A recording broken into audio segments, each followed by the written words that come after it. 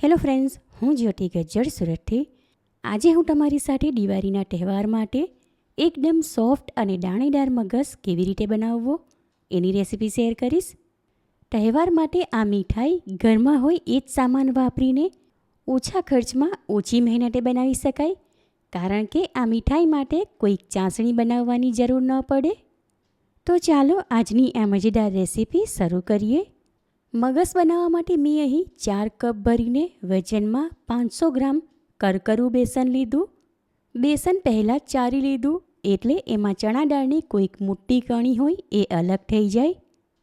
સાથે મેં અહીં 1.5 કપ ભરીને વજનમાં 300 ગ્રામ દળેલી ખાંડ લીધી, જે તમે તમારા ટેસ્ટ પ્રમાણે પ્લસ માઇનસ કરી શકો. 15 નંગ નાની ગ્રીન ઇલાયચી લીધી, એના દાણા કાઢીને અધકચરા વાટી લઈશું. અડધા સ્પૂન જેટલી પિસ્તાની સ્લાઇસ, 1 ટેબલસ્પૂન જેટલી બદામની સ્લાઇસ અને 1 ટેબલસ્પૂન ચારોળી લીધી. લોટ શેકવા માટે હોમમેડ દેશી ઘી લીધું. હવે આગળના સ્ટેપમાં એક મોટી સાઇઝની ફ્રાય પેન લઈને સ્ટવ ઉપર ગરમ કરવા મૂકી દીધી. ત્યાં ગેસ ફ્લેમ લો ટુ મીડિયમની વચ્ચે રાખીને ફ્રાય પેનમાં 1 કપ ભરીને મેલ્ટ કરેલું દેશી ઘી લઉં છું. ઘી હલકું અમસ્ત ગરમ થાય ત્યાર પછી એમાં બેસન ઉમેરીને મિક્સ કરી લઈએ. હમણાં આ બેસનમાં એકસાથે ઘી નથી ઉમેરવાનું. બેસન થોડું કોરું દેખાય એ પ્રમાણે જ રાખીને એને શેકીશું. માટે જરૂર પ્રમાણે આમાં 1 ટેબલસ્પૂન જેટલું ઘી ઉમેરીને મિક્સ કરી લઈએ. ગેસ ફ્લેમ લો તરફ રાખીને ફ્રાય પેનમાં ટપેટો ફેરવતા રહેવું, એટલે ફ્રાય પેનના તળિયામાંથી આ બેસન દાજી ન જાય.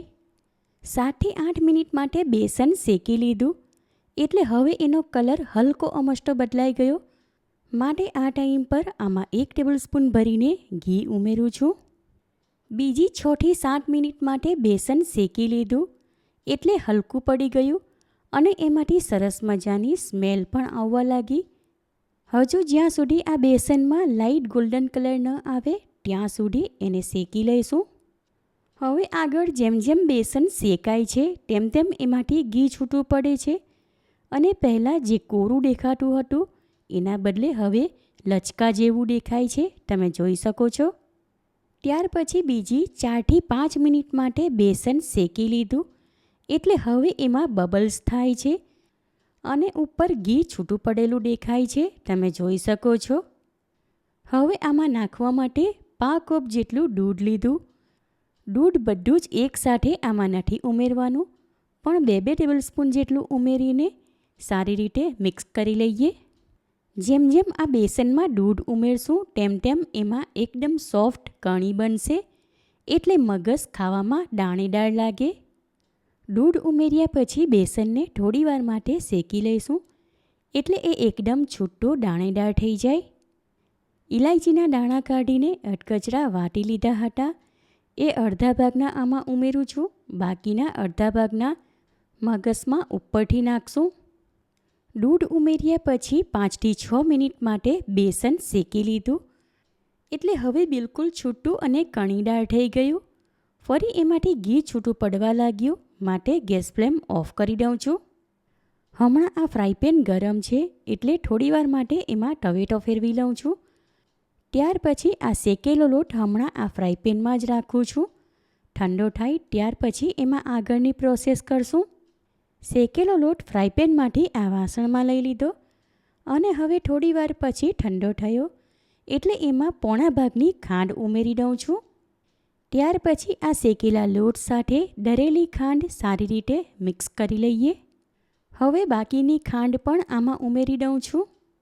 બાંધેલો લોટ કેળવીએ એ પ્રમાણે આ શેકેલા લોટને કેળવી લઈશું, એટલે એમાં ખાંડની કણી ન રહે અને સારી રીતે મિક્સ થઈ જાય. શેકેલા બેસનમાં ખાંડ સારી રીતે મિક્સ કરીને એને કેળવી લીધો, એટલે હવે લચકા જેવો થઈ ગયો. ત્યાર પછી એને ઠાળવા માટે એક થાળીમાં કાઢી લઉં છું. મગસ બનાવવા માટેનું મિશ્રણ થાળીમાં સરખી રીતે ફેલાવીને ઉપરથી ફ્લેટ કરી લઈએ. ત્યાર પછી થાળીને 3 થી 4 વાર ટેપ કરું છું, એટલે મગસમાં વચ્ચે એર બબલ્સ હોય એ ઉપર આવી જાય. હવે આ મગસમાં ઉપરથી ચારોળી નાખું છું.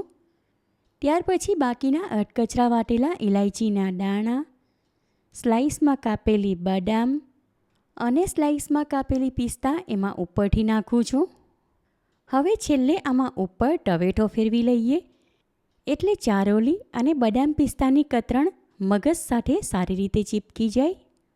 ત્યાર પછી આ ઠારી 5 થી 6 કલાક માટે આમને આમ સાઈડમાં રાખું છું એટલે મગજ સારી રીતે જામીને સેટ થઈ જાય. આશરે 6 કલાક પછી મગજ સારી રીતે જામી ગયો માટે એને ચપ્પુ વડે ચોરસ ટુકડીમાં કાપી લઉં છું. ત્યાર પછી એના દરેક ટુકડા અલગ કરી લઈએ. સુપર ડિલિશિયસ ગુજરાતી મીઠાઈ મગજ તૈયાર છે. એકદમ સોફ્ટ, દાણેદાર અને મોઢામાં મૂકતાની સાથે જ ઓગળી જાય એવી આ મીઠાઈ એટલી સ્વાદિષ્ટ બની કે જાણે ખાયા જ કરવાનું મન થાય.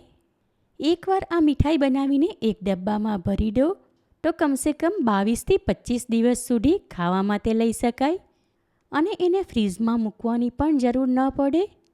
તહેવારો માટે આ મીઠાઈ ઓછા ખર્ચમાં સરળ રીતે ઘરે બનાવી શકાય માટે આ રેસીપી તમે જરૂરથી ટ્રાય કરો. તમે મારી રેસીપીઓ ક્યાંથી જુઓ છો અને કેવી લાગી એ કમેન્ટ કરીને જણાવો. પસંદ આવી હોય તો વિડીયોને લાઈક અને શેર કરો. ચેનલ પર નવા હો તો સબસ્ક્રાઈબ કરીને બાજુમાં આપેલા બેલ આઇકન પર ક્લિક કરો એટલે આવનાર દરેક નવી રેસીપીઓની જાણકારી તમને મળતી રહે. ફરી મળીશું એક નવી રેસીપી સાથે. Eat healthy and stay healthy.